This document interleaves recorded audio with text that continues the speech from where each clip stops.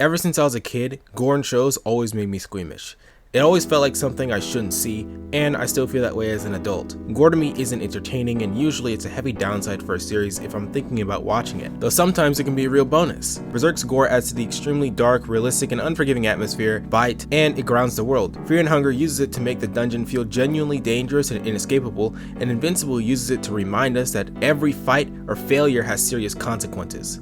Extreme violence can have a lot of application outside of just being scary, and if you remove the gore from any of these three things, then you're losing a lot. With Terrible Mouse though, it not only fails at using gore in any effective way to enhance your experience, but it also fails as a story in general. It's cliche and easy, but one could say that Terrible Mouse is terrible. Credits. As you can tell from the intro, this will be a very critical review, but I still want to give some credit to Guotan. They've successfully created a pretty big fan base that really enjoys what they do, and their work ethic is insane. In just 7 months, they've created 5 15-minute fully animated episodes, and the 5th one is 26 minutes. And even though the animation is extremely simple, this is still great, especially since they're a solo creator. And hell, for all I know, they could be uploading elsewhere since they're Chinese. I try and give credit to everyone I review so that it doesn't just feel like I'm tearing someone down, especially because of my extremely blunt style. And also because I can relate a bit with being a single creator online. It's just not easy, especially if things are going on in your life, like mine. But sadly, that's the best praise I can give, and overall, I think it's more of a negative than an actual positive. Overview. First, I want to say that Terrible Mouse is very new.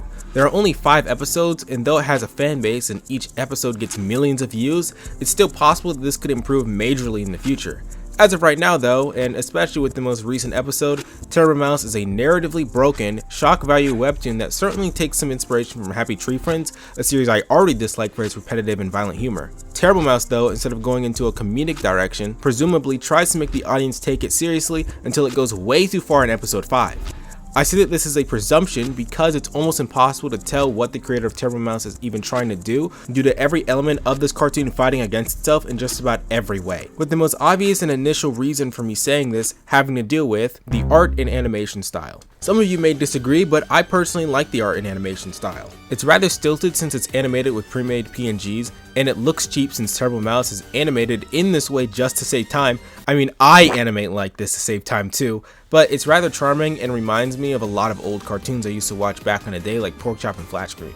Unfortunately, the style of animation and art is exactly why it's hard to take this seriously, even though it's not bad. Simply look at these characters and environments, and then see what the show is trying to do, and you realize that there's a crazy disconnect in what it looks like and what it's trying to do. This is most clear in one of the only tense scenes, that being episode 1, where our main characters are hiding from the Terrible Mouse, aka Lorna.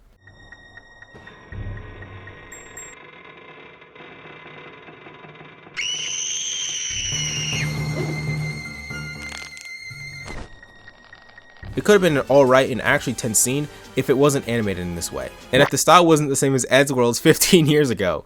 And this is coming from a person who can easily take most stories seriously despite their art styles. Take a story like Adventure Time. It's funny the serious switch works because we get a lot of time to connect with the characters, and webcomic wise, something like Everything is Fine is able to immediately create a disturbing atmosphere mostly via dialogue and pacing decisions. The difference between Adventure Time or Everything is Fine and Terrible Mouse lies in the genre. Horror relies a lot on audio, timing, and of course visuals, and some horror only has visuals. If Junji Ito's version of Frankenstein was in the style of Terrible Mouse and everything else remained the same, it'd be impossible to take it seriously or get disturbed outside of maybe clever setups or unexpected tonal shifts, due to how simplistic the art style is. And for me, this issue is unique to horror. The stiff, cheap animation doesn't help either, as it looks like it was made in an editing software. And though it'd be fine for a comedy, like for example 12 Ounce Mouse has the worst visuals but it's hilarious, Terrible Mouse isn't trying to be funny. Unlike Junji Ito's Frankenstein, Terrible Mouse has access to using audio for horror, which could have helped the experience, but really its issues are empowered by the horrendous audio design. Audio problems. You're not going to hear inconsistent volume, absurdly loud sounds, or a sound being only hearable in your left ear or right ear, but instead you're going to find odd sound choices. Audio is really important in horror if you can use it, and sometimes it's what makes the experience. FNAF 4 and 1 are seen as some of the scariest because of their audio, like how in FNAF 4 you have to check the doors for quiet breathing, and the ambient sounds never allow you to fully feel sure on if you heard it or not. Or in FNAF 1 with how there are tons of red herring sounds and the constant buzz of the office, which really helps you get immersed into the game gameplay and build tension, and that tension is then broken once an animatronic appears at your door. Turbo Mouse has odd sound choices though, and usually fails at what the FNAF games, for example, succeeded at. Sometimes you'll hear things like a Minecraft cave sound, Kitchen Nightmares sing, granny music, or something like Lorna's laugh. These are all bad choices for two main reasons. One, a lot of people are familiar with these sounds, and for two, a lot of them are extremely goofy.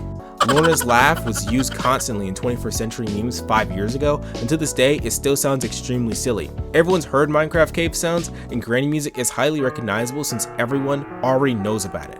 And the Kitchen Nightmares thing, similarly to Lorna's laugh, has been used in all kinds of memes for years. It's like how in FNAF 2, the ambience you get from an animatronic being in your hallway used to be scary, but because everyone recognizes it now, and due to its use in memes, and because it's old, it no longer is even creepy in its original context. Outside of these kind of sound choices, which are understandable if you don't know how they're commonly used online, you can't defend ones like Lorna's stepping boing sound, the weird tickling sound the creator uses constantly, and the single one and only scream they use for literally every character that's only getting funnier and funnier every time it's used. If the creator simply created their own horror sounds, then not only would Turbo Mouse stand out a little more, but with sounds we haven't heard before, it adds to the creep factor since we don't hear something and then relate it to something that we're already familiar with. With odd sound design, an unfitting art style, and a stilted cheap animation style, and oddly placed jokes or highly serious subject matter, it really makes you question, how am I supposed to feel while I watch this? Tonal inconsistency plus why it's boring. Turbo Mouse tonally almost never knows what it's doing. Take a scene from episode 3 where Lorna captured Damm and she's preparing to torture him, but wait, just look at this scene. Why are we in a bright pink striped room? Why is Lorna wearing pink pajamas? And then welcome that sound effect is back. Is this supposed to be some kind of dark comedic moment that revels in its own absurdity? Well, it can't be, because we learn very important information about Lorna's backstory, and there are no jokes outside of the admittedly funny but also out of place sex joke about Lorna not having pants due to her being a mouse. If this is supposed to be serious, then what's up with the sex joke right after a torture and lore dump scene, Lorna's walk cycle, the location, and how Lorna's dressed currently? The entirety of episode 2's premise is just too absurd to not question as well. Lorna is put into an arena where she's killing kids for the entertainment of the audience, and she ends up having a fight with Luke with the aid of syringes that enhance their abilities. This kind of episode in comparison to what was clearly trying to be done in episode 1 just creates a lose-lose scenario. If it was played straight, the inherently ridiculous idea of an underground fighting ring between random kids and a busty furry mouse creature would kill my ability to take it seriously, and if it was just goofy, then that confuses the tone further due to what happened in episode 1. Totally confusing situations like this come up constantly, and it's why you'll be saying in your head, how am I supposed to take this? A lot. But usually you just won't know. That's not good, because then one of two things will happen. You'll either get annoyed and confused as you watch and break down small issues, more on this later, or most commonly, you'd get bored because you don't even know how to process what's going on. When you don't know whether you should laugh or take something seriously, you just stop taking it. This doesn't help the fact that the show is also boring for many other reasons aside from you not knowing how to feel when watching it. One thing it does is give us long stretches of walking and or talking. This isn't inherently bad if we have a bit of attachment to the characters doing this, or if it happens occasionally.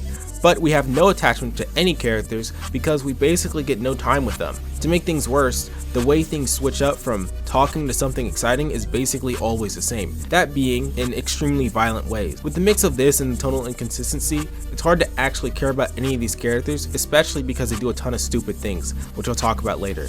Instead of being a so bad it's good webtoon like maybe Control Delete's animated series from back in the day with some friends, this one would just function as background noise at best, though you still can't do that because you need to read the captions to know what's going on. If Turbo Mouse was a high energy dark comedy instead, it'd be better due to the core idea of it being absurd and because of the art style. Instead of just saying this though, and in order to test this guess, I made a simple abridged version to see if you all would agree or disagree with me. Here it is. I hate being sick. Whatever.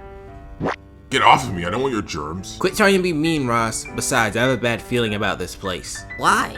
Well, not to sound crazy or anything, but there was a dead body outside, like in the snowman. Ooh, body outside, totally suspect. Actually, Ross, it's a pretty reasonable concern. Don't egg him on. Dude, come on, even Nana agrees with me, and she's the one that wanted to come here. Holy crap, the rat is real. I'm not a rat, but yeah, I'm real. And welcome. Oh my gosh, oh, her voice. It's like nails on a chalkboard. Well, which one of you is sick? I'll give you hugs. Hugs. I want a hug. Ew, okay, get back. I don't want your germs. What? You're right, Rob. This is weird. Let's go. Hey, where are you going? Look, I'm not a fan of rats. I'm not a rat. I'm not a fan of rats. And I'm not sick, so... You probably got Nana's germs. I can help with that. Get off of me. You're creeping me out. Stay. Okay. That wasn't hard now, was it? Anyway, kids, come with me to my dark bunker. I really feel like we shouldn't do this. Obviously. Come on, let's go together. Are you stupid? Rob, she threw me down the stairs, then jumped and sat on my back, and nobody cared. Not even Nana. This is for calling me a freaking rat, you punk. Broke everything. Are you complaining? Obviously, dude, why would I not? You're complaining about a super thick, voluptuous. I really don't want to talk to Rob right now. He's being weird. You ruined my hugs with the doctor, though. How could... Wait, did he say snail? Yeah, you know, because perks make you like that. Who's Yeet? Hey, I'm still here, you know. Get ready to die. Okay, I thought it was just me, but Yeah, that's actually the sound of her walking. Does she have freaking springs in her? from the game Roblox, right? Gravity coils. Wait, Nana. Sorry, bro. She's a lost cause. We gotta go. What? Let her go, Doc. Sure.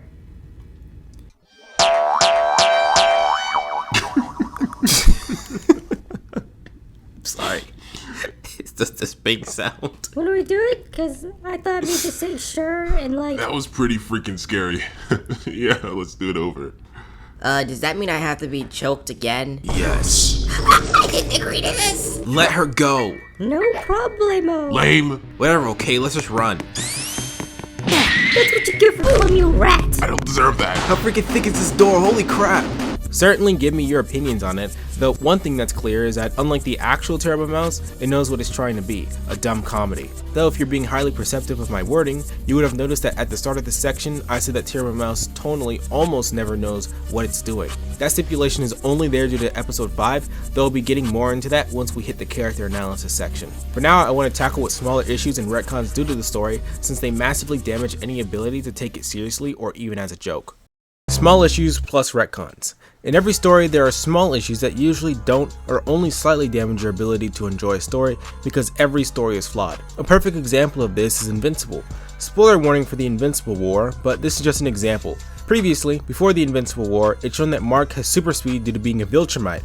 Though, in the war, when he intends to kill the main antagonist of the arc, Angstrom, he never uses this ability. This is simply sloppy writing for plot convenience sake, and the writers knew that Viltrumite had insane super speed because in the comic, Omni-Man kills the Guardians of the Globe with said super speed. But this is only a small issue, because the show makes up for it in many good areas, and the entirety of the Invincible War was overall just incredible, which would make this issue something you'd never notice, only notice when it's pointed out, or only an issue you'd realize after you watch the show and not during it. It also helps that the show's actually entertaining and something is always happening in it that makes you think about the characters or want to see what's going to happen next. Terrible Mouse, like any other story, has a lot of small issues, but where it and Invincible disconnect is the quality of the things outside of the small issues. And because of this, these small issues end up piling up quickly. Why doesn't Lorna try to get vengeance on a scientist who made her what she is instead of just killing children? Why does child Lorna in episode 5 seem so innocent when in episode 3, Guotan set up her backstory to be horrible and something to take that innocence away? Why are there basically only human higher-ups in this fake hospital, even though Lorna and all the other animals hate humans? Why didn't Pukasi use his telekinetic abilities to stop his girlfriend from being killed? How does Lorna not know Damm once he's in slime form, even though it's shown that he's both part of the hospital and our friend Lake knows him well enough to refer to him as bro? Why did Damm ever think Lorna could change despite it being said that in episode 2 he's been watching her for a while, which implies that he knows she's a mass child murderer? These are plenty of small things that might not damage your experience if they were single questions or if you didn't notice them. But if most of your time watching the show is just you questioning why someone did a thing, then there's obviously a problem. A mountain of small questions is bad enough, but there's also at least a single retcon every episode. Pretty much nobody is a fan of retcons, but I can see why they'd be useful in super long stories like Dragon Ball, for example. Vegeta was originally a permanent fusion between Goku and Vegeta, and they split due to being inside a Buu. But in Super, when Vegito fought fused Zamasu, the permanence rule was retconned so that it can be a temporary fusion. The reason for this was so that Goku and Vegeta could still be used as characters, and it allows for Kale and Caulifla to come back after they fused in a tournament of power to become Kefla. The only reason why this is understandable is because Dragon Ball is already good, and the time between the Buu and Zamasu arcs is over 2 decades. For Damm alone, Terrible Mouse initially made him some kind of odd creature exploring and roaming sewers in water, but then in episode 2 his weakness became water, and then in episode 3 it was shown that he actually has very fast regeneration, and then in episode 4 it was shown that he's actually been a part of the hospital this entire time, and that he doesn't have regeneration anymore since he has to reattach his limbs, and finally in episode 5 it was further shown that he was created by the hospital to be a repairman and not a janitor like in episode 4. Even if maybe the retcons in episode 1 and 3 are debatable, that's quite literally a retcon just for a single character, in every single episode, so imagine what everything else must be like. One more retcon that was major to me was how Lorna got her victims, because the show itself never makes this fully clear. In episode 1 she clearly just lures kids into the hospital with her appearance, but other characters like Luke and Damm were kidnapped, but they weren't necessarily kidnapped by Lorna. Some were tricked by the organization she's a part of, and we know this thanks to material not found in the show that tells us about Robbie's backstory, and in it said that he and a lot of the other kids from an orphanage were tricked into coming here by the fake hospital. This though is a retcon because in episode 1, which Robbie's backstory is intended to predate, kids say that they're gonna tell their parents about Lorna being mean, and Ross really wants to leave. Dude, you can't leave if you are flown here on a plane. Plus, the episode at the start implies that kids just wander in. All this stupid crap makes it extremely hard to suspend my disbelief plus bad world building. Suspension of disbelief is mandatory for enjoying stories. SpongeBob requires it since you have to accept that the Bikini Bottom is an underwater city ran by non-sentient sea creatures, and it has a talking squirrel, and that's okay because it doesn't take itself seriously since it's a simple comedy. Something more serious like BoJack Horseman has people with animal heads and expects us to take it seriously when they talk about emotions, but this works for 3 reasons. 1, the story doesn't take that aspect of itself too seriously. 2, that aspect is never really the focus of any arcs or episodes, and 3, it's mostly used for laughs when the story's trying to be comedic. Plus, despite the animal heads, the good writing allows you to connect with the really realistic characters easily. Suspending disbelief can apply in many other ways, but it only goes so far. Terrible Mouse expects you to take just about everything it does seriously, and one of the biggest things it wants you to think makes sense is a secret evil organization. In episode 1, Lorna just seems like a mutant furry serial child killer who wants revenge. But then it developed into some sort of big secret government level organization where children get killed and tortured since it makes a lot of money. Which, by the way, is a detail that's easy to miss because it's almost never brought up. A question that must be answered when money is the goal is, how much are they getting out of this and is it even worth it? Well, no, because it's shown that characters like Lake literally eat them for food. It's also highly illegal to sell organs almost everywhere on Earth, and this place isn't hidden or anything, so you expect me to believe that they're just getting away with selling organs on a large enough scale that allows for them to fund insane research that lets animals combine with human corpses? Well, actually it kinda does. We're supposed to believe Lorna when she says that the police are in on what they're doing in episode 3, but this just raises even more questions. Where the hell is this place even located? What kind of country would be okay with this? And what does a government or police force get out of this in comparison to just stopping all of this and saving people's lives? Said government or police force would have to be okay with their people and children being murdered for the benefit of this odd shadow company if the police were actually in on it. Plus, if the police know about the Shadow League of Freaks, then they know that beings like Lorna are being created and they exist just to kill humans. Why would you work with that? It'd be like if Jews work with Nazis as their bosses. It majorly puts into question a lot of foundational things that must be answered. And this isn't like a normal, satisfied, I'm okay with finding this out later, or I've got to know what's gonna happen. It's more of a, we seriously need to know this now. Spoiler warning for the mystery in Beastars, but that first mystery worked because it both wasn't world building related, and when we find out it was Riz, we could look back, put the pieces together and say that makes sense. Terrible Mouse just isn't that, because this has to deal with world building, and there aren't any real pieces to put together.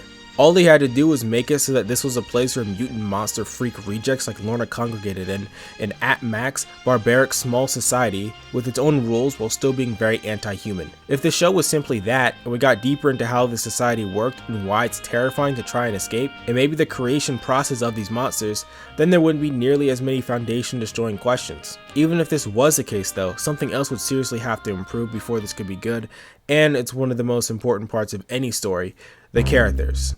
I've analyzed a lot of general aspects of Terrible Mouse except for the characters. Characters are one of the most important and personal aspects of any story since we see the story through them. In this way, they're always a story's heart, and if your characters suck, then like the heart in your body, it's more likely that other organs will shut down or simply work worse. Sadly for Terrible Mouse though, it has a bad heart. Backstories not in the show. Before I talk about the characters, I need to talk about this massive issue. A lot of character backstories just aren't shown or found within the episodes, but instead they're found in places like Guotan's community post tab. This is terrible and annoying because the info we need to know about characters should just be in the show, and if you're planning to show it later, then it shouldn't be public. This puts you in a lose-lose-lose situation, because if you showcase a character's backstory after making it public months prior, then it's not as interesting or surprising because the fans already read what it was. And if you decide not to show it in the show, then some people won't ever know the backstory, and big important questions will probably go unanswered. Plus, if you decide to just change the backstory instead, then it's annoying for those who are hyped to see what was gonna be shown in the episode, and it functions as another retcon. It sucks, it's inconvenient, and it's even horrible for the writer since the writer can easily accidentally assume the audience already knows about someone's backstory and thus are connected with said character because they technically already told them about it, when in reality most people actually didn't see that you already told them about it. Not everyone's gonna read the community posts because this is a cartoon. I've got 2 prime examples, even though there are more. Guotan posted Robbie's backstory 2 months ago, which would have been 5 months after episode 1, which means that only episode 2 existed by this point. It tells us that he, Ross, and Nana are from an orphanage, and they were sent to the fake hospital since the Shadow organization paid the orphanage so they can do a quote-unquote checkup on the kids. That's why the kids were so comfortable there. But multiple kids in episode 1 reference their parents, and 2, nothing like this is actually stated or even alluded to in the original episode. In fact, the episode sort of goes against this, as we see a sign outside that advertises Lorna so that people can go into the hospital. This shows that the author didn't think of this originally, but as they're writing the story, the author realized that some things they thought of contradicted old ones. So now this retcon is in place, so episode 1 makes more sense within the context of the show. If the author wasn't sloppy with their storytelling and this wasn't the case, why not show the deal before we even see the main 3 kids? It could have been super secretive, and frankly, it probably would have been a better opening since it makes us ask some questions. On top of this, since the post came out before episode 3, fans had no idea that there even was some crazy shadow organization yet, as the max that we knew was that the hospital was fake. So this is information that only makes sense after episode 3. Sloppy in every way imaginable is all I can say. The second one is Luke. We learned in the community post that his sister was deceived by an uncle with gifts, whatever that means, and when Luke followed the deceivers, there are too many people for him to handle. They all injected Luke and his sister with sleeping pills, and after this, his sister was chosen to fight in the arena, but he took her place in episode 2. This one's less egregious than Ross's backstory, but it destroys Luke's episode 3 mystery, since now we just know that the picture he dropped is his sister. If Guotan just kept this story idea to themselves, then people could have speculated on what this was. But because Guotan already posted this, they put themselves into the aforementioned lose-lose-lose situation. As I said earlier, there are other instances of this sort of thing, but I thought it was important to mention before I analyze the characters. Robbie. Rob's the closest thing to a main character since he's important for 4 out of the 5 episodes so far. Unlike some of the other characters, he doesn't get any notable retcons, though he's extremely simple and can only be described as cowardly and genuinely useless. Turbo Mouse can't even get this aspect of him consistent though, as he wants to be brave. So in episode 1, he tries to be brave, quote unquote, by throwing a scarf at Lorna to distract her and save Nana. With these traits, we can see that like Kid Gohan in early Dragon Ball Z, when pushed, Robbie will fight for his friends. Though in the very next episode when Luke's choking Lorna out and Robbie gets a chance to stab her, he just doesn't do it. I call this inconsistent because of what was previously established about how Robbie would act in situations that are desperate despite his cowardice, and because Lorna killed his friends. Nana was being choked and he actively put himself into harm's way despite running away right afterwards. But for some reason, when he sees the monster that killed his friends and he has a perfect chance to end her, he doesn't even try to cut her. This is why I call Robbie useless. Outside of throwing that scarf to try and save Nana, he does nothing else aside from messing up our character's chances of survival. In episode 3, Luke and him only get found out by Lake because Robbie got scared of a spider he saw and screamed. In episode 2, he does nothing to help Luke when he could have at least tried, and in episode 4, he just functions as the one to protect. I can't really care for this guy when his only trait is being scared, and he functions to screw things up for literally everyone else in the story. Plus, due to his simplicity, he's not memorable in the slightest. Luke is more interesting, but not really. He was introduced in episode 2 and he fought Lorna, and in episode 4, he fought Lake off with the help of Damm. Despite this though, I don't feel much for him. Personality wise, he's practically a copy of Ross, that being that he's a logical, brave, bad kid who can fight and isn't scared easily. My question becomes, what's the point of Ross when you could have just introduced Luke in his place and had him and Robbie survive to episode 2? We would have gotten so much more time with Luke, and it wouldn't feel like the author regretted killing Ross. Overall though, Luke's in a weird gray area for characterization. He's not interesting enough for me to care about or remember specific things he did outside of outstanding moments, and he's not bad enough for me to dislike him. Plus, given the large narrative of the fake hospital and everything that's going on, he and Robbie feel like the least important aspects of the story despite being the main characters. The only memorable thing Luke did was beating the crap out of Robbie, despite me feeling like it was forced since he did it because he thought Robbie and Lorna were working together, which doesn't make sense because Lorna was about to kill Robbie and he literally stopped that from happening. It was still a pretty funny scene. With two main characters this lame, I think you can understand why I say that watching this show is mostly boring and even annoying when other better and more interesting picks like Damm and Lemia get sidelined. Damm is interesting more because of what he is and his dynamic with Lemia and not because of who he is personality wise. Despite the retcons in every episode making it very hard to talk about some aspects of him, through his original human and later slime transformation, he remains as a guy who cares a lot about justice and helping others since his dad was a police officer, even though the slime version of him forgot his human memories. He enacts justice with his slime powers due to his functional immortality and because he's one of the most powerful characters in the entire series. He's been shown to easily stop characters like Lemia, who beat a guy that can move at lightning speeds, and of course Lorna by simply overpowering her with his slime. This amount of power is insane, though it's a shame that because of plot convenience, he literally never at any point uses his abilities to their fullest. Damm's weakness in the series is water, but in a meta sense it's the writer cucking him. He never uses his slime powers to really trap or kill anyone, even though he should, can, and isn't opposed to it morally. Episode 2 is a prime example as he watches Lorna kill a kid brutally, and it takes her threatening to skin one alive for him to step in. He was there watching the whole time and could have stepped in at any point to at least save the first kid or Luke before he got beat up, and he tells Lorna that he's been watching her for a while, so he knows her deal.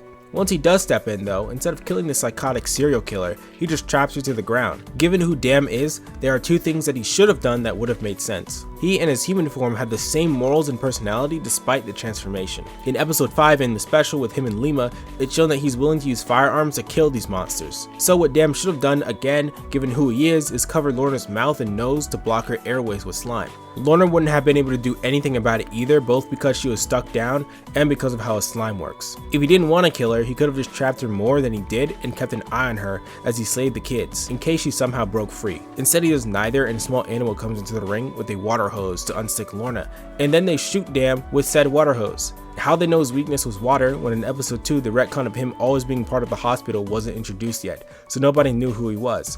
And how did he not hear Lorna and the little rat behind him at all? Was using the water hose just a guess? And also, where the hell did the water hose come from? Damm had no reason to not kill Lorna outside of plot contrivance, and later in episode 4, he's even nerfed intellectually. In that very episode, once he escapes Lorna's trap after she tortured him, he can't bring himself to kill her. Again, why when you saw how crazy she was from her explanation of what happened to her? And through plot convenience, after Damm soloed Lemia, her sister, and Lorna, he gets hosed down by the hospital staff from a computer room. It makes sense for them to know that he's there because they facilitated Lorna going through with bringing Damm to her room, but a hose again? Did they just have that in the computer room already? Or did they install a hose in the computer room so that they could counter Damm just in case?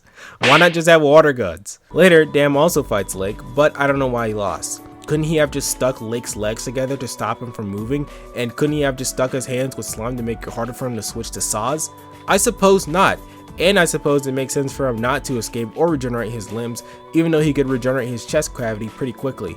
Damm in his slime form does stupid crap all the time, and the writer is actively his biggest enemy. But him in his human form had more potential to be interesting. Us seeing how he came to learn about the hospital initially would have been awesome, and how he and Lemia interacted in the special gave more depth to both of them, while also creating an interesting dynamic. Lemia being so mentally broken from whatever she went through that she decides to keep a human safe, and Damm simply telling Lemia everything she wants to hear just to keep himself alive is definitely a goldmine for deeper characterization, as it's sad on both ends. Plus, since telling us anything about Damm when he was a human would be a backstory, it'd be even sadder for the audience since we'd know that Damm is eventually going to die, become a half slime and lose his memories, while for Lemia, she'd have lost a friend in her eyes, despite the fact that Damm only used her so that he can attempt to escape the hospital. It's actually kind of layered in a smart dynamic, so I was excited for episode 5, though episode 5 ditches this idea, which I'll be talking about later. Lemia is a character that easily had the potential to be the most interesting, but even with the recent release of episode 5, we learned literally nothing new about her or her dynamic with Damm. Despite all of this, she remains as probably the most likable character, which makes her underuse more sad. Her whole deal is that she has a soft spot for humans, which is a subversion of what other animals think, and so she gets ostracized for it. What doesn't make this boring though is the fact that she's easily the most mentally unstable animal we've seen so far. Her potential that hasn't been realized with Damm, where she keeps him alive because of her own bias, her horrible mental state, and because Damm feeds her things that she wants to hear, which tricks her into thinking that Damm actually cares about her. Given what happened in episode 5, and unless episode 6 is yet another backstory episode like 5, none of this potential has been realized despite it being, as I said in the Damm section, great for storytelling. It's a complete missed opportunity assuming Guotan decides not to put out the rest of the original plot between Damm and Lemia that was clearly being alluded to in the special before episode 5. Even though Lemia is probably one of the better characters despite her basically getting no screen time, she still suffers a lot because nothing really comes of her being pro-human. In episode 4, when she screams at Damm in his slime form about if he saw anything she just did, it implies that if someone who worked in the hospital knew that she was torturing Lorna over her killing a human, and they told any higher-ups, then something bad would happen to her. But in episode 5, the higher-ups know that Lemia tried to save a human, that being Damm, and that takes place way before episode 4. What are the consequences she's scared of? Hell, in episode 5, the yellow bunny guy Lungus refers to these vague consequences for helping humans, but outside of social ostracization, nothing bad ever comes of Lemia breaking this rule. Nothing stops Lemia from channeling that anger from Damm's death into helping humans escape secretly, and because of this, she's basically a single step away from just becoming allies with our main characters. Well, I think that that'd make a lot of sense, and it'd be interesting to see Lemia realize that slime form Damm is human Damm, despite Damm not remembering who she is or something like that. We still need actual consequences to show that helping humans just isn't an option for them. All they really had to do was imply that higher-ups have her on close surveillance, and if she helps any other humans, then she'd be killed or kicked out of the hospital. That's literally it, but we don't get that. Pukasi. There's a lot here because despite being a one-off character, Pukasi is the most terribly written character in the entire show. He's at best confusing and at worst, someone I don't care about. One of the worst things about him is that episode 5 is the first time we meet him. We get his backstory, arc, and death all in that very episode, so him appearing again won't make any sense. Off the bat, why does a one-off random guy that we've never seen before get a 26-minute episode instead of characters we've seen for a while like Luke, Damm, or Lemia? What makes this more confusing is also the special, because it would have you assume that episode 5 would be about Damm and Lemia, or at least Lemia's backstory, but that was a red herring. Pukasi as a one-off character only has a single arc. His girlfriend was killed in a magic show gone wrong due to the use of a highly dangerous machine for an act that the crowd goaded them into. This arc premise-wise is fundamentally broken for two reasons.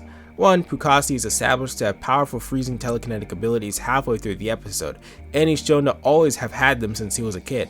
So hold on, you mean to tell me that he didn't just freeze the saws on the inside of the machine to save his girlfriend, or just the whole machine? This contradiction in what happened and what he could have done is never answered, and my guess is that because Guotan writes their episodes sloppily by putting new story arcs in the middle of already developed plots, they decided to give Pukasi these powers later and didn't change anything previously shown or established, which makes a massive plot hole. As for the second reason, this has to deal with how Pukasi dealt with his girlfriend's horrifying death. So how do you think he might have reacted? A, he hates himself for letting this happen to his girlfriend and not using his powers to stop it. B, he hates the animals for goading his girlfriend into a death trap and becomes a traitor like Lemia. Or C, because his sister kinda looks like his girlfriend, he starts sexually assaulting her. It's C. I was just as shocked as you were when I initially watched the episode. Up until this point, it was hard to tell what Guotan was going for, but by adding incestuous child rape into the story, I get that now they're trying to be serious. But was it worth adding such a horrendous, despicable, and shocking thing? No. This is the second reason as to why the premise for his arc is broken. A or B makes more logical sense because he allowed for her death to happen due to him not using his power, and it's partially the animal's fault too. You could have done both, and given his status as a celebrity, him hating himself and the animals could have gone in many directions. Maybe he teams up or openly defends Lemia, or maybe he becomes a recluse and starts planning for revenge. With this, his sister is no longer a necessary character, but if she needed to be there, he could have still abused her. Not sexually, but more so neglect-wise or through anger issues. In this way, we'd feel sympathy for both Pukasi and his sister, which gives you a lot more freedom for where you could take the story. This is because neglect and angry outbursts aren't irredeemable like pedophilic incest rape. If you make a character do something like that, we can't ever feel sympathy for him, root for him, or like him. So a plotline like this only works for villains or characters you're meant to purely hate like Griffith from Berserk. Neglect also works far better for the tragic angle they're going for, and a perfect example of this would be something like Jolene's relationship with Jotaro in part 6 of JoJo's. Spoiler warning of course, but Jotaro is seen by Jolene as a horrible person because he's her dad and he wasn't in her life at all, i.e. because of neglect. But Once we and she come to learn that it wasn't for selfish reasons, but because Jotaro was trying to protect his daughter, since he knows that he has a constant target on his back for killing Dio, we can sympathize with him and understand both of them better. That tragic situation works because we end up understanding why both the characters feel the way that they do, and because neither is irredeemable for what they did or how they felt. Pukasi sexually abusing his little sister for 75 days without being caught is naturally unforgivable, even if it's because he went crazy because his girlfriend died, and introducing a plot like this puts you in a horrible situation. If you let Pukasi live and he appears later, then he can only be used as the lowest of the low scum tier villain, which ruins any character flexibility. If you just kill him off in the same episode he's introduced, why should I even care about him? He's already dead and you could have given us backstory about characters we already know instead, so you effectively wasted our time.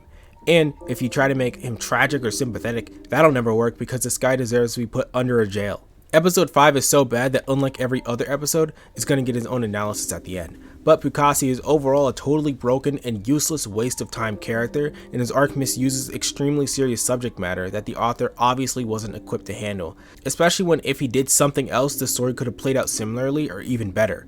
Even though I don't hate the author, this was quite frankly a disgusting and terrible use of sexual violence in the story, and it went too far. Extremely low blow, and this makes me lose a lot of respect for the creator of Terrible Mouse. Lorna.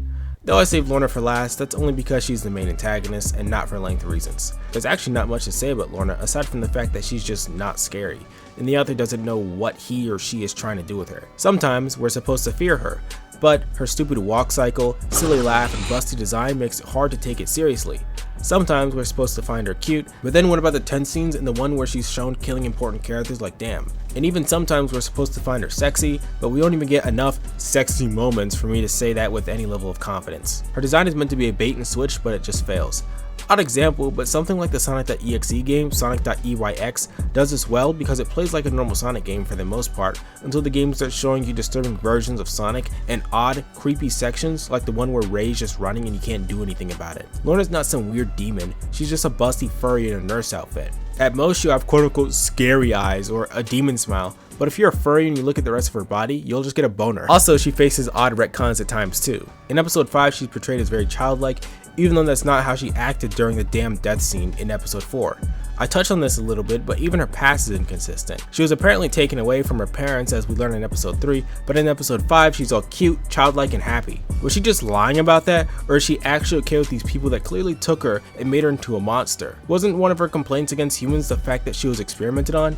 Given the fact that she's treated well by the hospital, it really makes me wonder why she hates humans so much, when she's literally being taken care of by humans. And I'm supposed to take this character seriously? Really?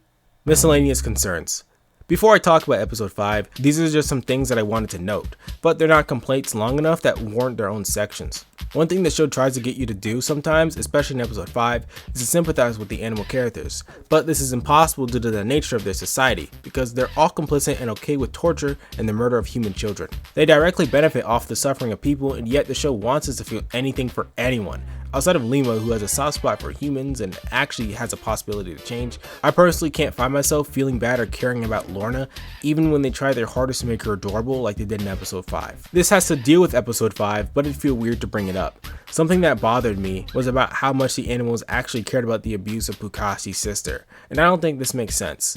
As I made clear, this is a society that can only exist based off the suffering of humans, and with the general reaction of Pukasi's girlfriend's death from the animals being nothing, even right when it happened, you'd expect this place to be more barbaric since even the weakest members of the hospital like Lorna torture children, and naturally you'd assume that nobody would care about what Pukasi does behind closed doors, even if it is twisted. Us as an audience are really supposed to believe that these monsters care about someone forcing their sister to be his surrogate lover, but not the death of their own people? Seriously? What adds more to the confusion is a scene where Lungus grabs Pusaki's ass, shocks him, and Pusaki barely reacts. That implies that animals here don't care much about sexual misconduct, so it further makes us question why did anyone care when Pukasi's secret was found out. Also, am I seriously to believe that there aren't factions of animals that feel bad for humans? Why is Lemia a special case? You mean to tell me that none of these animals aside from Lemia have the empathy or proclivity to feel bad for humans?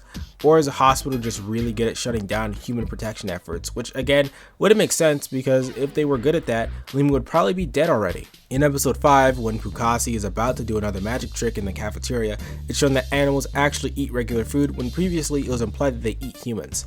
If they can just eat regular food, this gives them less of a reason to kill human children outside of money, and it further makes us ask questions. Episode 5 was terrible. Episode 5 is literally irredeemably bad, and its only plus is that it's not as boring as the last few.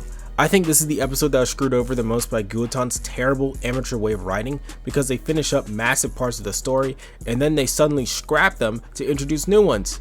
2 weeks ago on their community post, they said that episode 5 was 80% complete, but they scrapped an entire 9-minute sequence to add in new storylines. And if you look further back, you see a lot was finished and then scrapped, like Lemia putting her hand out for Lorna to help her up, or Damm preparing his gun in a creepy area. This is true for every episode, as we can even see further back an unused animation of Luke stabbing something. From this, we can understand that Guotan has specific visions for what they want to do in episodes, but then they scrap it because they just can't stop themselves from adding something that seems new and cooler than what they were already doing. And this creates sloppy, half-baked plots because we see their plot ideas and even character designs morph through community posts. Guotan obviously doesn't even know what they want to do with their story, and it's worse than just making it up as you go because they go back and say, actually, this should be different. Nothing good comes from unconfident writing, and it's why there are so many retcons and just about nothing ever makes sense.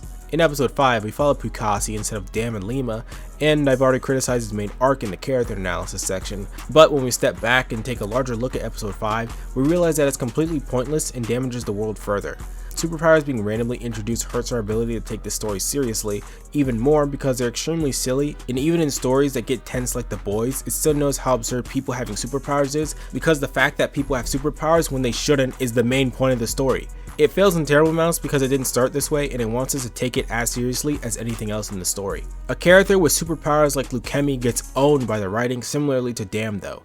He has a camera that allows him to alter the state of physical objects just by tapping a screen, like for example unlocking the lock to Pukasi's door. He's important for Pukasi being exposed, but for many reasons, things he does generally makes no sense because he never uses his power when it matters. He tries by hand to untie the rope around Pukasi's sister, no camera. Then he gets attacked by Pukasi holding a metal bat, again no camera when he could have just used his ability to displace the bat. And what damages his point in Pukasi's arc is the fact that this is after a 75-day time skip where Pukasi has presumably kept his sister kidnapped for all this time, and Lemia has already gotten a ton of photos of this happening. If we ignore the fact that Lemia looks like he's enjoying it when he takes photos of Pukasi abusing his sister, wouldn't it have made more sense for him for any of those 74 days to show the mountain of evidence to the other animals without Pukasi even knowing? Other characters like Pukasi's sister or Lungus aren't shown often enough for me to really care about them, and there's not much that could even be done with them anyway.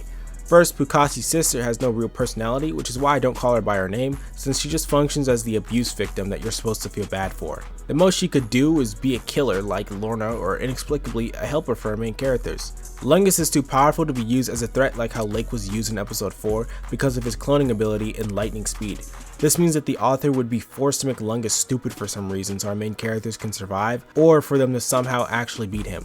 Both outcomes would be unsatisfying because they both wouldn't make any sense. The most we get from episode 5 is some lore about how mutants are made, but why care when the author flip-flops constantly during the development of episodes on things that were previously established or things that they actually want to establish. The retcons, this episode's teasers and them not following up on giving Damm and Lemia the backstory they deserve, and the constant scrapping of material Guotan themselves make public all makes it hard to both trust Guotan when they give us teasers, and it makes it harder to take the series seriously. Broken premise. Usually people believe that any premise can be a good premise if you execute it well. Take the Lego movie for example, where a Lego guy has to go through Lego worlds and then fight an enemy that uses super glue to stick Legos down. It sounds extremely dumb until you watch it and realize that it's actually great. But broken premises do exist, and there are premises that are flawed from conception. For example, a person wanting to write a realistic story about being bullied from the perspective of a Japanese middle schooler, but the writer has never been to Japan before. The reason why that can't work is due to a gap in the writer's experience and what they're trying to do. Though this isn't important for comedies because they're naturally taken less seriously. Another way a premise can be broken can be if you're not able to handle what you're trying to execute. Like if someone 15 tried to write a The Boys level Amazon show. It's just the fact that a 15-year-old hasn't had the time to develop the tact or skill yet to write someone like Homelander, or to write any of the boys' complex plots or other characters. Terrible Mouse has this kind of issue because of its presentation. Given the art style, odd audio choices, bad characters, retcons, and rape being used irresponsibly for shock value, it makes me believe that before the show even started, it was gonna suck. It says 18+ in each video due to the subject matter, but nobody over 18 would watch this. I'm 19 and I find it embarrassing to even watch a minute of any of these episodes, and the only reason why I watched this whole thing was for this video. It's extremely boring, usually never funny, not entertaining, and it takes itself way too seriously. And the retcons are insane! We're gonna get this slowly more complicated story about a hospital where Lorna tortures kids. Wait, no, it's actually a fake hospital too, and wait, it's a fake hospital where Lorna and her sisters torture kid. Wait, no, actually a shadow organization. Hold on, she's also the weakest one. Doesn't that sound like a child making a story up on the spot? Terrible Mouse has no consistency in what it tries to do, and at times it frankly goes too far in ways that it can't handle. It wants to be scary, complex, cool, and expansive, but it just comes off as convoluted, strange, and uninteresting. The only people that can enjoy this are children, and I'm sure that it was made for them despite the subject matter, because the writer doesn't know what they're doing. Hell, they literally add in random scenes and story beats like they did for episode 5 as soon as they think of new ones, and yet this gets millions of views. There's obviously no planning, the story sucks, everything gets retconned every episode, and overall, don't watch this. But there are reasons as to why I assume people watch it anyway. The 3 reasons. 1. People find Lorna sexy and it's a fetish thing. As I mentioned in the character analysis section, she's obviously drawn to be busty instead of scary. The art style and the way she walks also makes it impossible to take her seriously as a threat, so I could see people being here just to get off because they've got a sickness in their head. This is obviously intentional because the artist designed her and because of the position she's put in, and because making her like this will guarantee to garner views. The only thing that hurts this theory is the fact that she's often around kids, but people are so freaky that they probably just don't care. 2. Only kids watch this. Most Terrible Mouse fans are probably around 11 to 16, maybe 17 if they're autistic, since someone 19 like me who's seen a lot of good shows and played scary games has a higher bar for what would even be entertaining than people at that age. If you're 14 or still watching Terrible Mouse, I'm sure that you think the lore is freaking awesome and the characters are sick, but in 5 years you look back at it and hate it. The same was true for me when I was like 10 watching an older webtoon called Pork Chop and Flat Screen. It was poorly written, though 13 years ago it was far more popular than Terrible Mouse, with the first episode getting 43 million views. I didn't have the cognitive ability to be as critical as I am now, and I barely watched anything, so I never questioned the quality. This is why I heavily criticize the idea of the show actually being 18+, because nothing in it would be satisfying for an adult.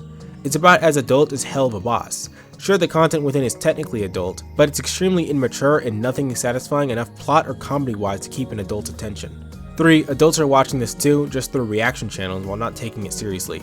Corello, Expert Death, and Grizzly Deshawn are reactors and streamers that watch this and get hundreds of thousands of views because their commentary and chats add onto the experience to make it more fun. It's also inherently less serious since you're watching someone make jokes and reacting to it while also asking the same questions you would. It simply feels far less lame than being 19 and analyzing a crappy webtoon for views and for video practice. Oh yeah, and also, but more rarely, people like me would want to analyze or review the show to grow their channel. I'm one of the first since nobody else has seriously analyzed the show yet to my knowledge, or at least well, because a lot of the other reviews are just terrible. So I'm sort of filling a content niche that hasn't been filled properly yet. Conclusion. Guaton's work ethic is commendable, but it cucks the quality of the show. Cheap and quick animation, simple art style, and a cheap, quickly made, unconfident story that overall gives us crap. Terrible Mouse is simply quantity over quality, as it's flawed, tonally inconsistent, and extremely boring. The author never knows what they're trying to do, and so as an audience we never know how to actually feel. If you enjoy Terrible Mouse and you're an adult as an 18+, definitely tell me why. I say if you're an adult because adult Terrible Mouse fans probably don't exist. It's like finding a woman that likes Dragon Ball.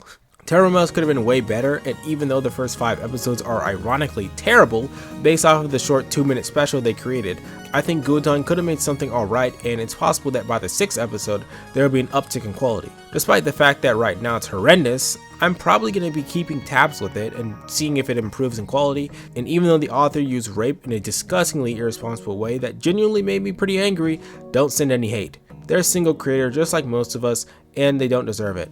If you want, you can subscribe for more reviews or analysis videos, you can leave a comment about my video, and you can stick around for my raw but edited first reaction to the first episode of Terrible Mouse. I hope you enjoy it and have a good rest of your day, everyone.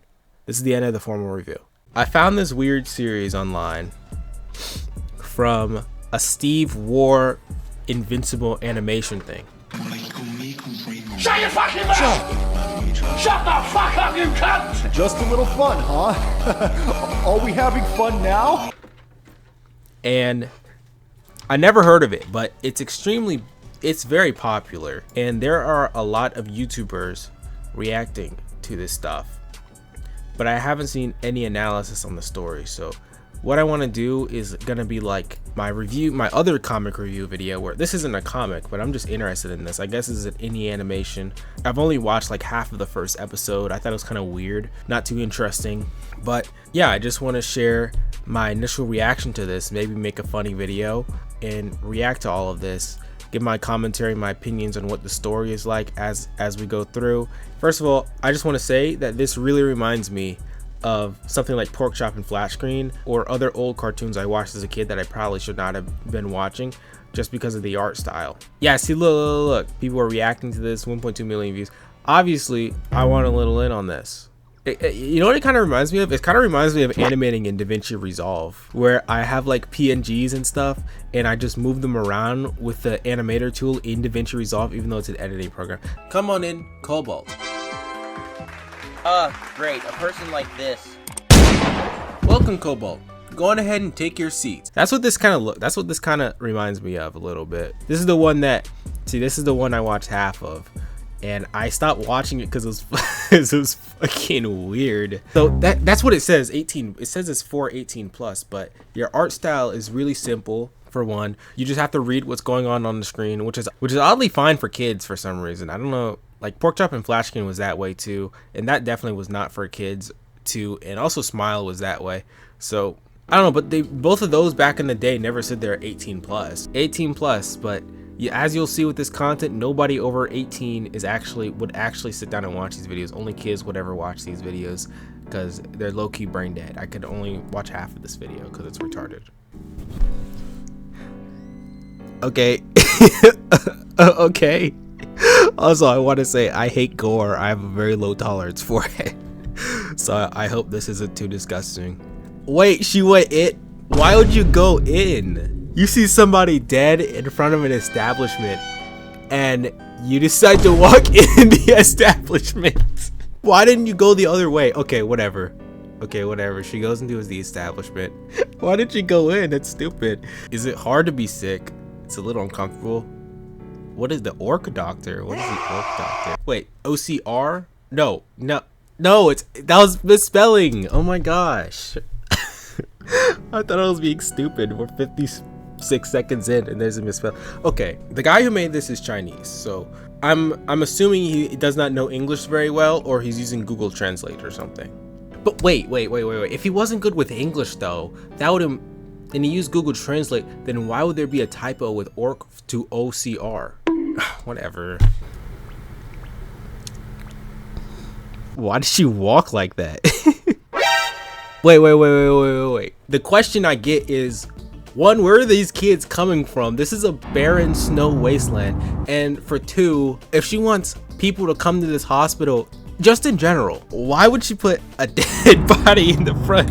Why did it work? Who's coming into this? Wait, maybe I missed something and there are houses out there and I just didn't notice. No, it's a barren way. Where are the kids coming from? Are they just fucking Arctic explorers like Eskimos or something? Wait. There's a one frame difference, but the image stays right here for this very frame. In a normal animation program, they probably would have just erased that. But in an editing program, in an editing program, I'm just gonna keep analyzing this. In an editing program, it's very easy to accidentally leave an image like this. I'm putting too much emphasis on the fucking weird animation. I gotta be right. Bro, the arm is literally, the torso is completely different from the arms, which means that the arms are a different image. That means that both of these arms are actually different images, so it's completely possible that he's just using an editing program to animate this cartoon. But you can't do that with... Oh, fuck. What is he using? It's like, dude, she's obviously evil. Why don't you just sneak out and leave? It's a fucking hospital in your middle of nowhere, dude. And she has like 80 other kids she can kill, bro. You can just leave. Wait. Let's rewind. Whoa. Why did she walk like that? She walks like she has two peg legs, and what could have happened instead was, I'll show this on screen again, especially given what you can do with DaVinci. I'm gonna go a little all out with this animation. Y'all are gonna like this one when you see it. I'm gonna go a little bit all out. I'm gonna flex a little bit of my skills, you know what I'm saying? This is retarded. I don't know. This is retarded. Like, I don't know. Why is this the animation? It's so...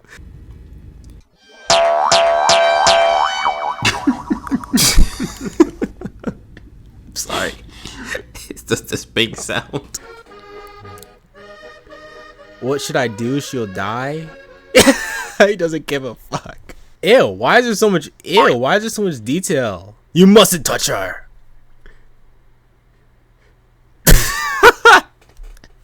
Okay, that's what I was laughing at for like 10 minutes. I could do better. I'm actually going to show again that I can do better. I can do better. What the fuck is this?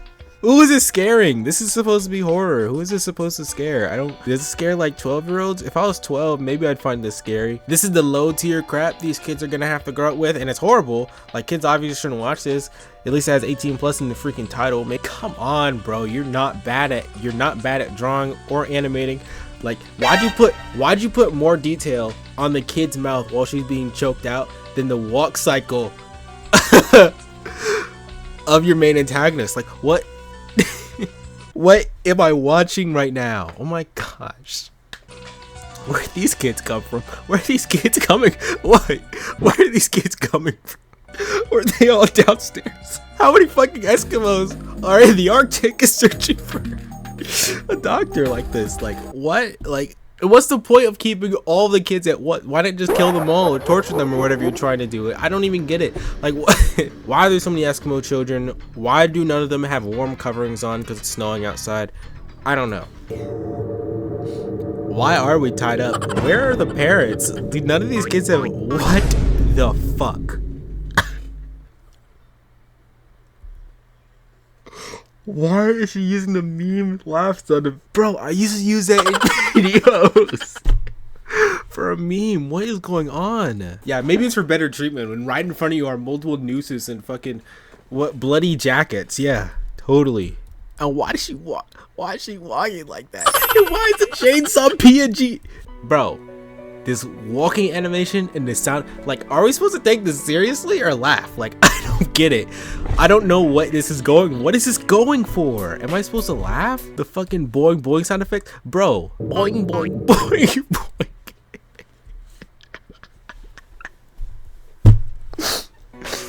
Oh, I'm dead. For no reason, like the fucking, bro, that reminded me, bro, it's like the AU of Mark and Invisible when he just walking and cutting the people's head off, bro. Oh, I don't know why that reminded me of that. Please stop using that laugh sound. That shit was used in literally 21st century memes 5 years ago, bro. What is the purpose of the violence? Like what the fuck is going on? This is horrible. Oh my gosh. Even like retarded stuff, retarded gore crap I saw when I was a kid, like fucking cupcakes.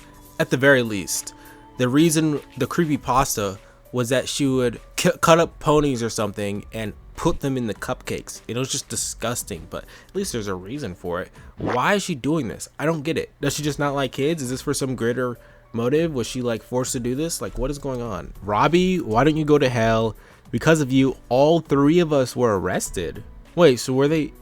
That's gotta be the wrong word. I'm assuming found out, something like that, or snooped out. Were these kids a juvie or something? And then they got sent here. But no, that doesn't make any sense because the girl, her with 64 IQ, decided to walk into the establishment. Why are the other kids here? Why do they also walk in? What's the point of this? Why are they here? The animation's actually kind of good sometimes, I'm not gonna lie. Like, that was a good sequence. This is a good sequence. That's pretty good. That's pretty good. That's pretty good. I swear they're trying to make you laugh. It's like some scary crap, some scary, horrible crap happens, and then boing, boing, boing. What is the point of this video? Am I supposed to be scared or not? I don't get it. Why is her hand on this? Uh-oh, retard alert. It's just the little things with this. Who's this guy? Hold on, I need to pause. I probably cut all of that in the video because I had nothing to say. It's just fucking violence for no reason. Is it just because she just inexplicably hates humans because she's not a human? Why are these kids so retarded that they actually fell for all those tricks? None of those tricks even make sense to fall for. And 3, why are kids even at this abandoned hospital? Wouldn't it make more sense if she kidnapped these kids and they didn't want to be here from the offset instead of being tricked into coming in? And 4, How are you so retarded that you go into a hospital with literally a dead body in the front of it, and you're like, yeah, I'm gonna just go in here and trust the people in there to take care of me? How does any of that make any sense? The answer is that it doesn't, and now this is just weird, senseless violence for no reason. What am I even supposed to extrapolate off of this? What am I even supposed to, what kind of information am I even supposed to enjoy from here? Am I supposed to enjoy that? Like, I don't, like, what's the appeal of this? I don't, this is a fake hospital. Okay, this is the lore. This is a fake hospital. They are animals that human beings have experimented and abused. And they hate human beings very much. They are animals. So they are, I'm assuming they just mean as in singular, Terrible Mouse is one animal that human beings have experimented on and abused in some way. There are multiple of them, okay? This is getting weird. This has been weird, but this is getting weirder. In order to get back at mankind, they use extreme methods. Torture, inhumane abuse, gut them, hurt people, and express animals' hatred for them. Many children's souls are floating around in the hospital. Their bodies also earn a lot of money for the hospital. I don't get it. Why not? This is... Alright.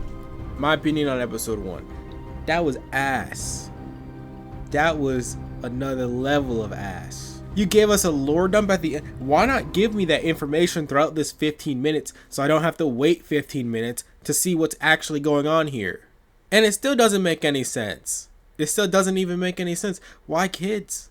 Why not just like lure adults in? Like, these are weird furry, these are like weird furry women. Are you sure you can't? If you guys saw these people and they were like, hey, come to this hospital, you would fold immediately and go to the hospital, and then you get tortured and die. And where are they coming from? Again, where are they even coming from? It would make sense. Again, it would make sense if she was kidnapping them, but no, it looks like they come in here on their own volition. Tens of them. Like, where is she getting all these people from? Where is she getting all these kids from? This doesn't make any sense. And why not experiment on the kids and do it? Like, why not just do experiments on the kids or find the scientist that did this to you instead of just random kids? That actually makes no sense at all. The plot is actually kind of interesting here. The animals that were abused in Silence Lab get revenge, but the thing is, they revenge on innocent children instead of those who are actually doing the cruel experiments. It's where two wrongs don't make a right. No, that's retarded. That's not at all what's being said, and that's clearly not even the message. The plot, yeah, I read this one. The plot is completely illogical. The rats were experimented on, so they wanted revenge, but instead of killing the experimenters, they took their anger out on the kids. Like, what does the kids have to do with it? Literally. And another comment sharing my sentiment. I literally cannot take this mouse seriously. The silly all laugh, the walking, make the mouse seem too goofy and lovable. I love random stock sound effects. Like, no one is anyone even scared by this? Tis stuff in China? It's like shock value for shock value's sake, and for some reason this shit gets 4 million views. What's special about this? I don't get it. Is it the animation style? Is it the story, which was only fucking explained in the last 30 seconds of the video? Or is it just the fact that it's shock value and has 18+ in the title? I don't know. But maybe the next episodes will be more Also, I did not watch half of this, actually. I didn't. I don't know what's happening here, so I think I skipped like halfway in just to see what was going on. But anyway, I'm gonna check out the second episode.